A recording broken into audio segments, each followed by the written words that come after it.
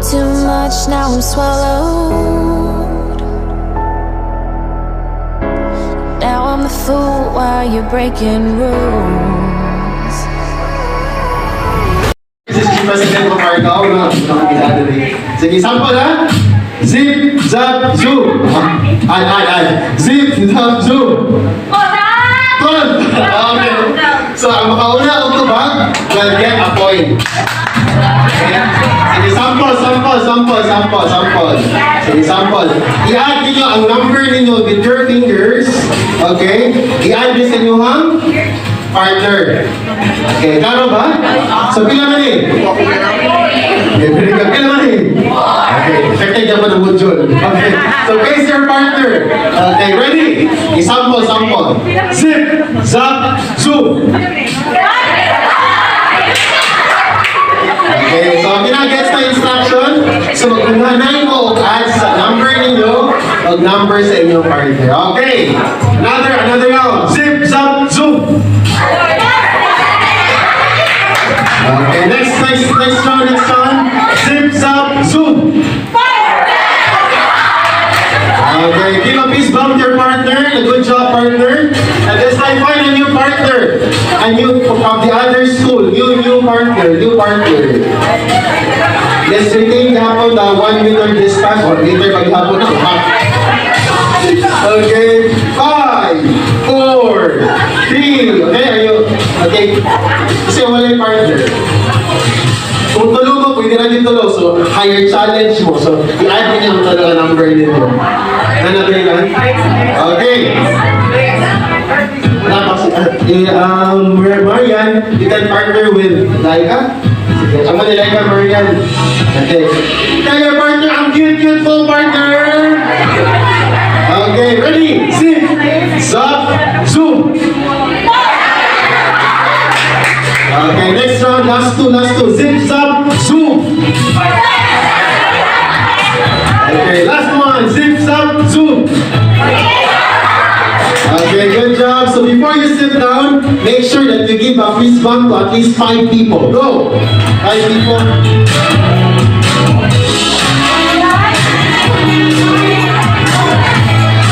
Okay, if you are done,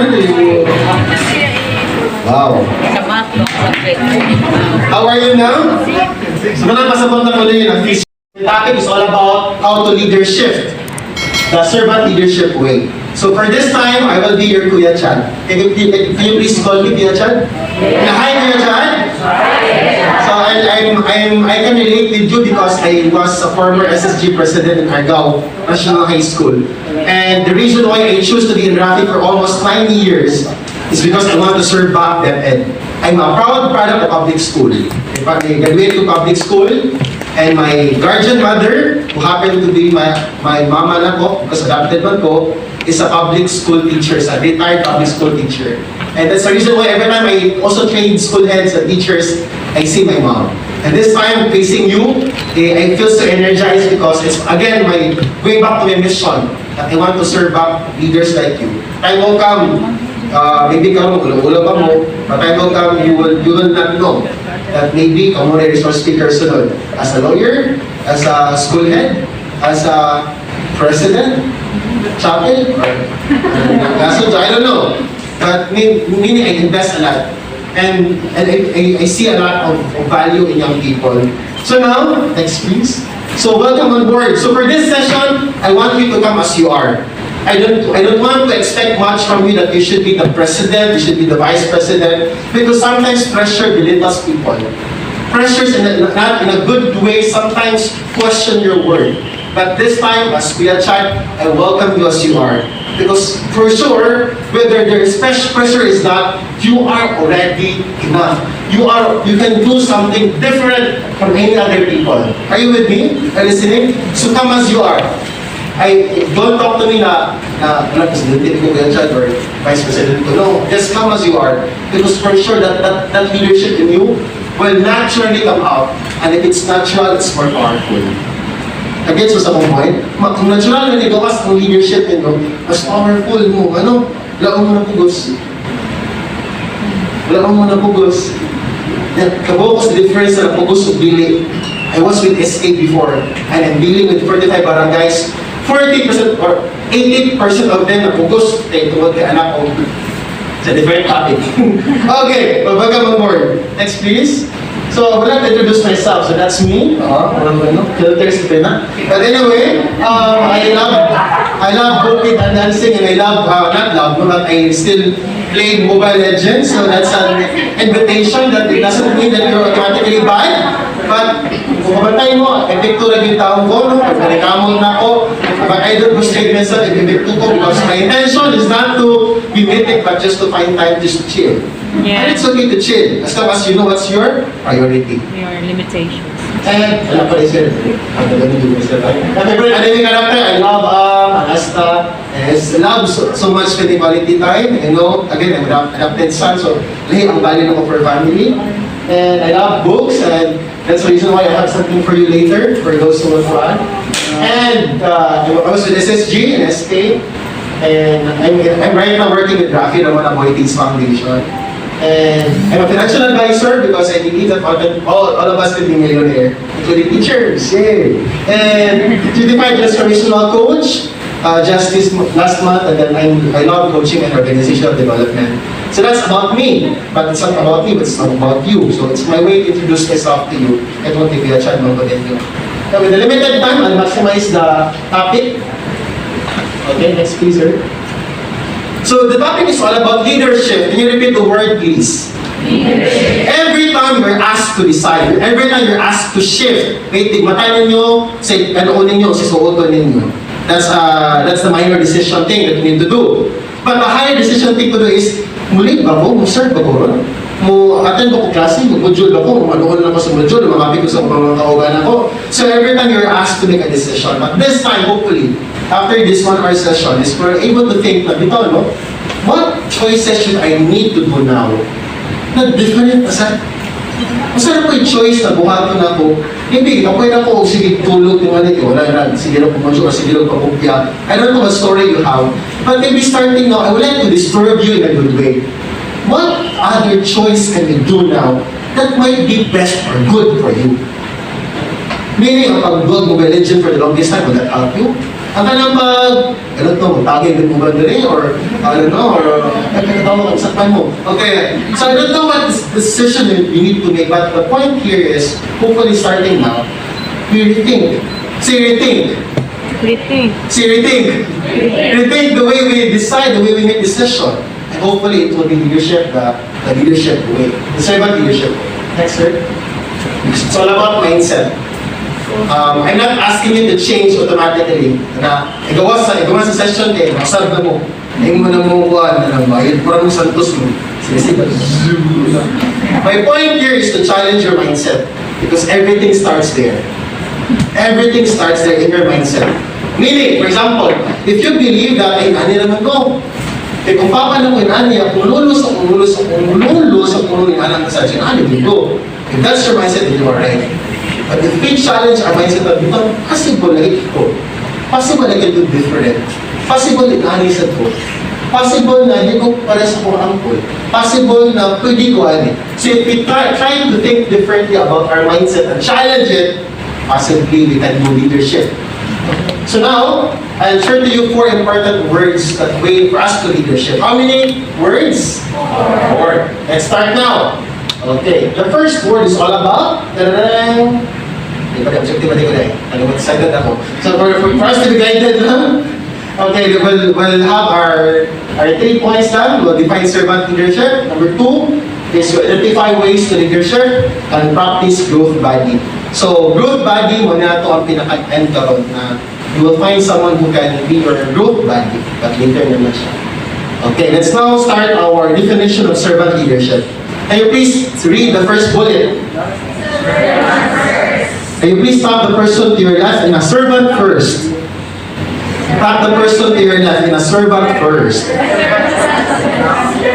So according to Robert Greenleaf, ang servant leadership kay, you are a servant first, not a leader first. If you come as a servant leader, you go there, you accept the responsibility as an SSG officer because you have the intention to serve. Not because of the title.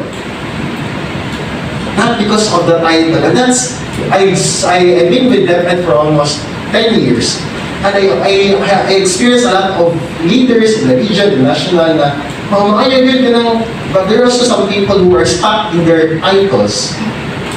And I think you know how it feels if there's a leader who is stuck in their title. Ay, ano na siya? PhD, DD mo na siya. Or nana na siya, kanang presidente mo na sa kapiliana. So, if you are stuck with the title, that's the moment you lose your power as servant leader. But if you come, so my question here is, what is your intention? Why you accept being the SSG president? To our dear advisors, what's the intention behind accepting as an advisor? Because it will feel a lot of difference if what's the intention na itawag. So servant first. And the other one is, that's what I love to do, share power. Share power. So don't be, kung may mga moments na dili ka mong bida, it's okay. If dili ka mong bida sa some organization, and then may event, mag-activities, it's okay. Kung natin may bida, it doesn't mean na nawala na yung power ninyo. If there's a person who is praised because they are good, it doesn't mean that you are less. Are you listening to me? If may nakadaog sa competition sa math quiz sa kaubanin mo, na ikaw wala kadaog, hindi na pasabot na less ang imuhang value mo kagando ang kadaog. You have your own different life.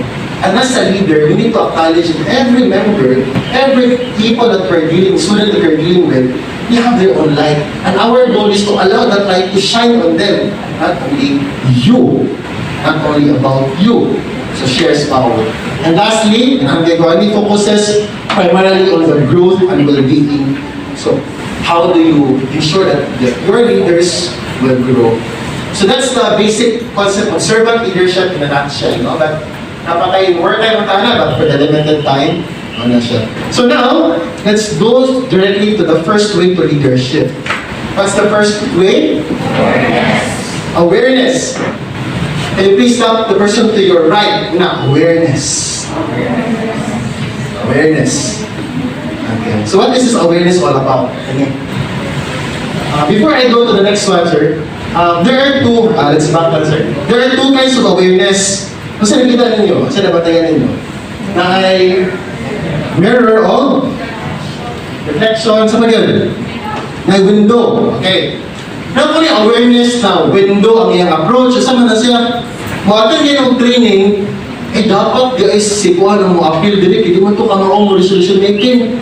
Dapat kung siya kayo ma-attend dili, hindi mo ito kaibaw mo team of minutes, or usahay gani, na yung mga nindot na mga quotes, ay, para kang servit ni, para kang mga binikid, o kasi patience.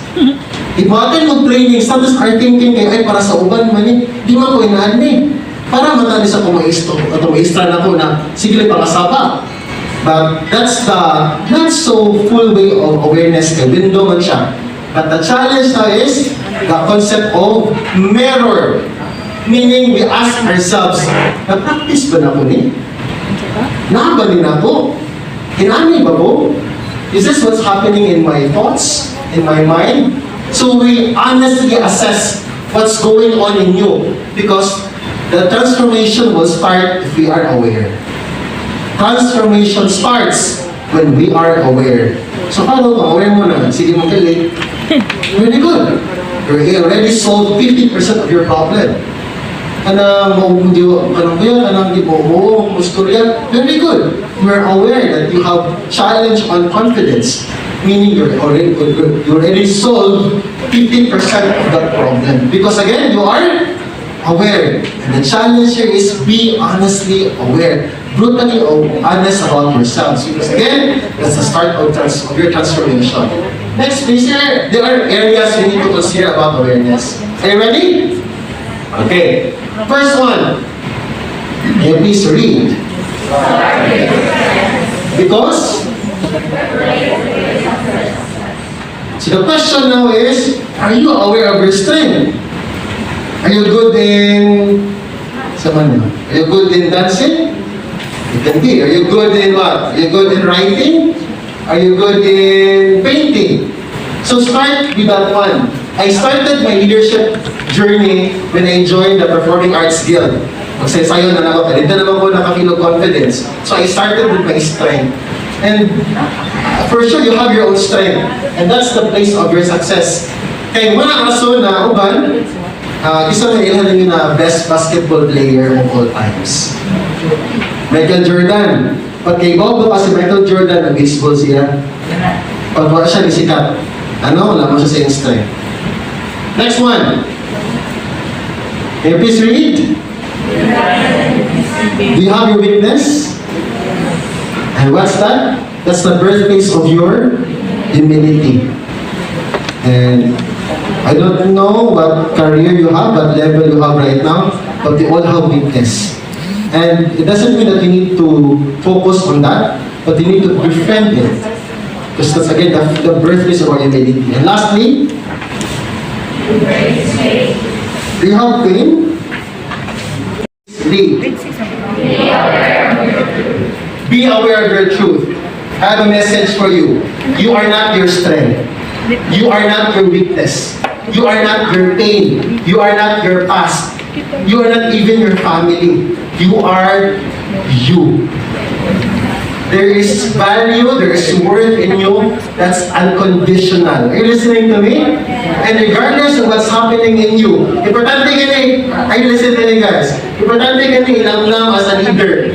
Because the moment you lose that truth in you, the moment you also dies down that heart to serve others and even to believe in yourself. Balik ko na ako, you are not your strength, you are not your weakness, you are not your past, you are not your pain, you are you. You have worth, you have value, you have something phenomenal inside of you that's unconditional, meaning, parang yung outside ninyo, hindi na define ninyo. And remember that, the moment you believe in that along the way, it's easy for you to lead others. It's easy for you to serve others, and even also lead yourself. So that's the big message now. And with that understanding, let's focus to the next. What's the first way to leadership? Awareness. The second one is dreams.